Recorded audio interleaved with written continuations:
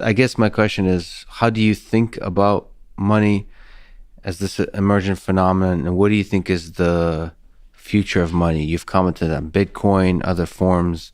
What do you think is its history and future? How do you think about money? There are two things that money is for. It's a medium of exchange, and it's a storehold of wealth. Yes. So money, so you could say something's a medium of exchange, and then you could say, is it a storehold of wealth? Okay.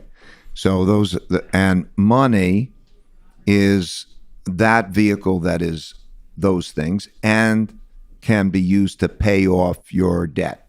So when you have a debt and you provide it, it pays off your debt. So that's that process.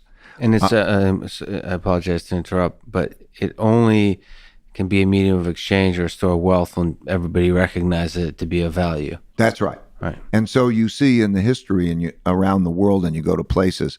I was in an island in the Pacific in which they had as money these big stones. And literally, they were taking a boat, this big carved stone, and they were taking it from one of the islands to the other, and it sank. The piece of this big stone piece of money that they had, and it went to the bottom, and they still perceived it as having value, so that it was, even though it was in the bottom and it's this big hunk of rock, the fact that somebody owned it, they would say, oh, I'll own it for this and that. I've seen beads in different places, shells converted to this in mediums of exchange. And when we look at what we've got, you're exactly right. It is the notion that if I give it to you, I can then take it and I can buy something with it. And so it's a matter of perception. Okay. And then we go through then the history of money and the vulnerabilities of money. And what we have is through history, there's been two types of money. Those that are claims on something of value, like the connection to gold or something. That's right. That would be, or they just are money without any connection. And then we have a system now, which is a fiat monetary system.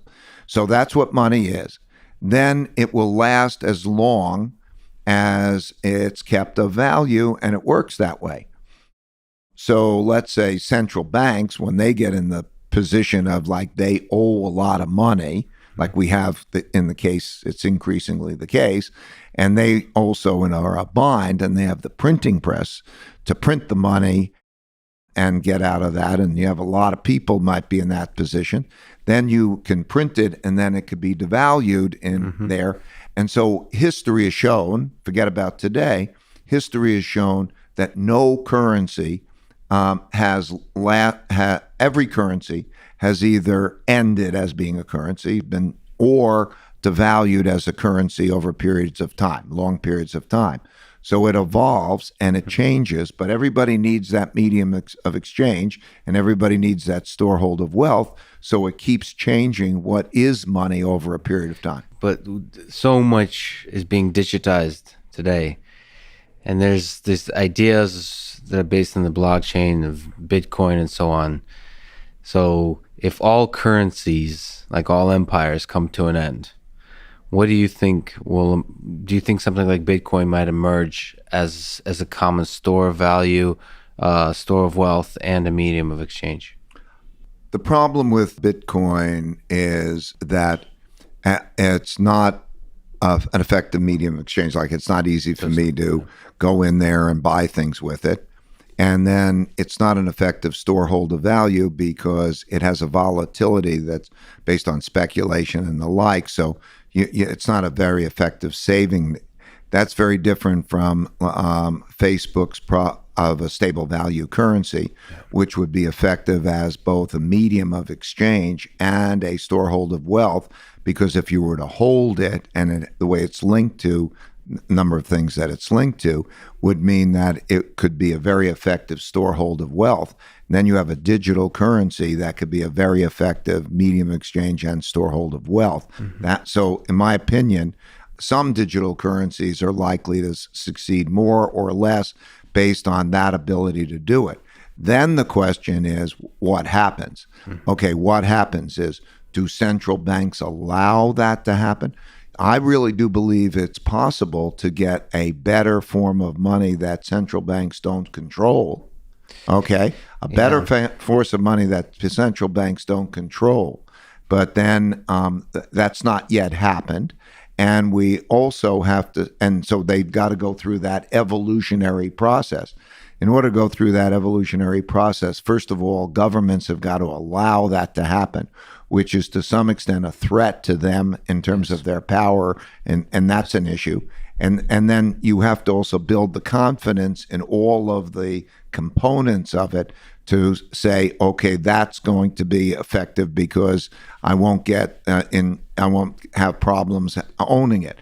So I think that digital currencies have some element of potential, but there's a lot of hurdles that are going to have to be gotten over. I think that it'll be a very long time, possibly never, but anyway, a very long time before we have that, let's say, get into a position that would be in a effective means relative to gold, let's say, if you were to think of that, because gold has a track record, of thousands of years Right.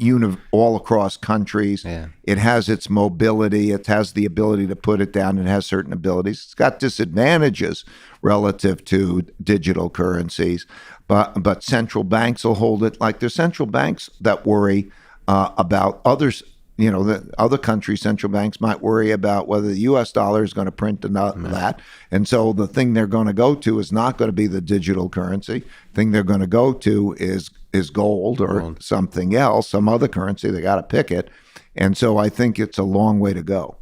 But you think it's possible that one day we don't even have a central bank because of a currency that's cannot be controlled by the central bank is the primary currency?